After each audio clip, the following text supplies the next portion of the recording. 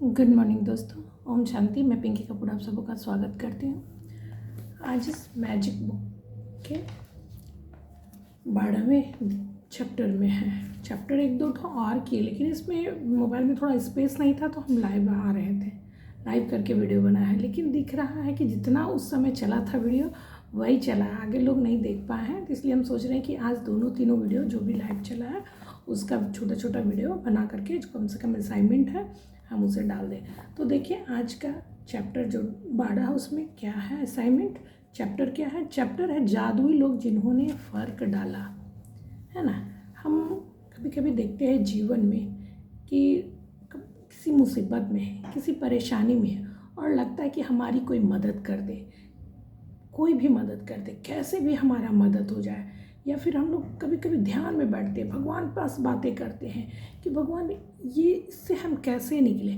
चाहे तो कभी अचानक से धन का ज़रूरत हो, चाहे तो कभी कोई किसी परेशानी में है, चाहे तो वो ट्रीटमेंट से रिलेटेड है या किसी करियर से रिलेटेड है कि हमारा जॉब लगने वाला है, लेकिन कुछ वहाँ थोड़ा सा फॉल्ट आ रहा है या कहीं थोड़ा सा कॉपरेट का ज़रूरत है जो हो नहीं पा रहा है, तो कोई हमारा मदद कर देता, चाहे तो भगवान मदद करता, कैसे भी कोई भी हमारा मदद करता और हो जाता है। आज अगर हम सवाल पूछेंगे कि आप लोगों में से कौन ऐसा आदमी है जिसका जीवन में कोई किसी ने कभी मदद नहीं किया है, किसी भी हाल में, कोई भी नहीं बता सकता है कि आज हम जो भी हैं सिर्फ और सिर्फ अपने बदौलत है। नहीं कोई बोल सकता।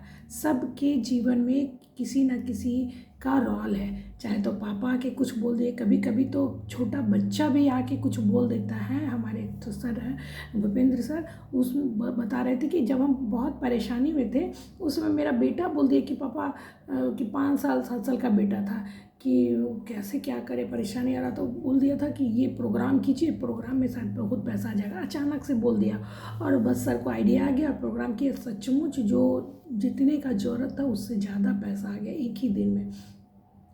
तो बहुत जगह ऐसा चीज़ है, हमने अपने जीवन में भी देखा है कि कभी कभी मतलब किसी चीज़ से हार करके पढ़ाई छोड़ दे रहे थे, लेकिन वहाँ पे एक प्रोफेसर थे, वो ज़बरदस्ती हमें बोले, समझाया, काउंसलिंग किए कि पढ़ाई छोड़ने का जो भी तुम कारण बता रही है वो उचित नहीं है और तुम्हारे लाइफ के लिए भी उचित नहीं है। जो भी काउंसलिंग किया बताएं हमें, मतलब कि फिर से वहाँ से मुड़े और हम पढ़ाई स्टार्ट किए और आज पढ़ाई का ही ये रिज़ल्ट है कि हम ग्रेजुएशन किए, नौकरी किए और आज मतलब अच्छा सैलरी उठा रहे हैं, जिससे बच्चे लोग भी अच्छा पढ़ाई कर रहे हैं।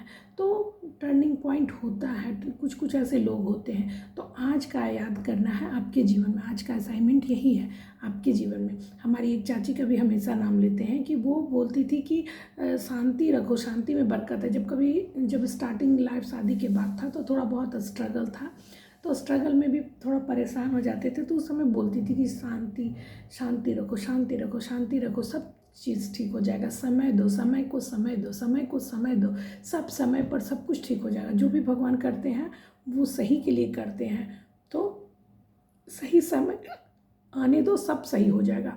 उस बात को तो उस समय नहीं समझते थे, लेकिन हाँ बड़े कह रहे हैं, गार्जियन माफ़ी कह रहे हैं तो उसको मानना था कि कुछ भी होता था तकलीफ तो उसको चुपचाप सह लेते थे कि कब आएगा भगवान हमारा समय, कब आएगा। और एक समय आया कि वो सबका कोई अस्तित्व ही नहीं, जिससे हम छोटी छोटी बातों से परेशान होते थे, आज उसका कोई अस्तित्व नहीं है और हम बहुत आगे निकल चुके हैं। तो कुछ कुछ ऐसे लोग होते हैं जो जीवन में आपका बहुत बड़ा रोल अदा करते हैं। तो आज का असाइनमेंट वही है, आज का असाइनमेंट है कि दिन में किसी भी समय किसी शांत जगह पर बैठें और उन 3 लोगों की सूची बनाएं जिन्होंने आपके जीवन में फ़र्क डाला है। शांति जगह पे बैठना है और 3 लोग अपने जीवन में चुनना है ना।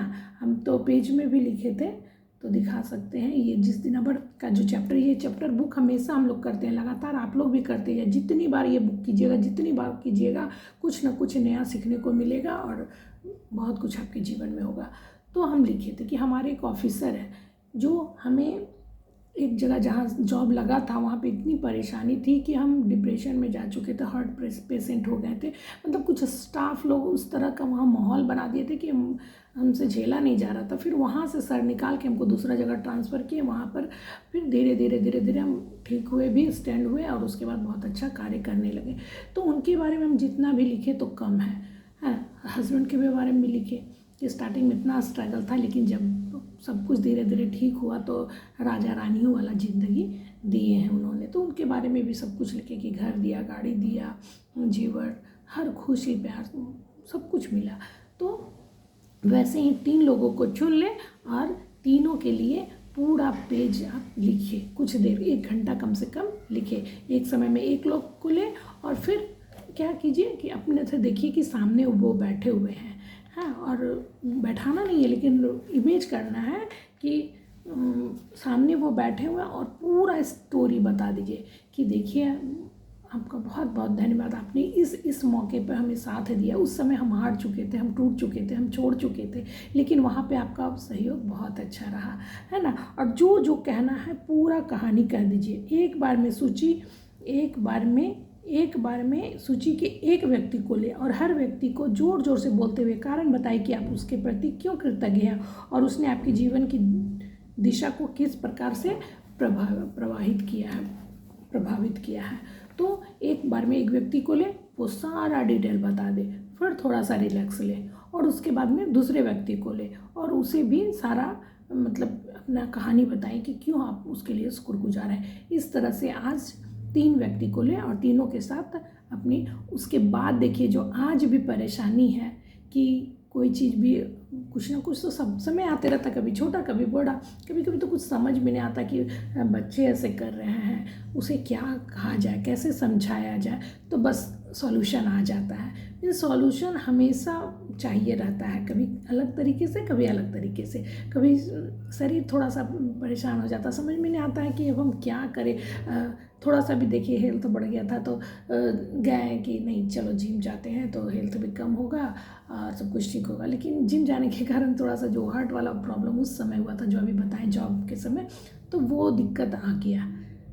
तो उस समय समझ में नहीं आता कि पैसा भी उतना, हम सोचे कि अगर कम पैसा पेमेंट करेंगे तो फिर हमसे छूट जाएगा, नहीं जाएंगे, इसलिए पैसा भी पूरा ज़्यादा बढ़ा करके 3 महीना का था पैकेज, तो पेमेंट कर दिए और उसके बाद 1 हफ्ता भी जा नहीं सके और तबीयत फिर थोड़ा सा ख़राब हो गया। तो उस समय समझ में नहीं आता है कि क्या करें, लेकिन वहाँ पर ही फिर कोई ना कोई सोल्यूशन आ जाता है ना।